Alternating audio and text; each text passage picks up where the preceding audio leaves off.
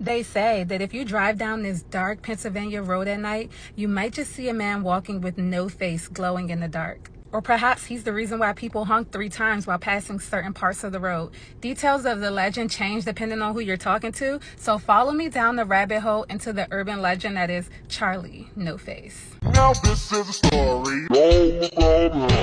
Locals said he haunted the road between Copel and New Galilee, and that teenagers would drive out there just to try to catch a glimpse of him. They say he'd appear out of nowhere, a man with no eyes, no nose, just rough, melted skin, glowing under the streetlights. Some said that if you called his name, he'd appear beside your car window. Others claimed he'd chase your headlights until you sped away. What most people don't know is Charlie No Face was real, but he wasn't trying to scare anyone. He wasn't haunting the road. He actually lived there. Born October 29th, 1910 in a small town in Pennsylvania, Raymond Robinson was just an ordinary boy until one summer changed everything. When he was 9 years old, his friends dared him to climb a utility pole to see a bird's nest that was at the top. But what he didn't know was those wires carried over 20,000 volts of electricity. The shock threw him to the ground and they didn't know if he would survive or not, but when he woke up, his reflection was something he'd never see again. He'd survived, but lost his eyes, nose, and most of his face. After that,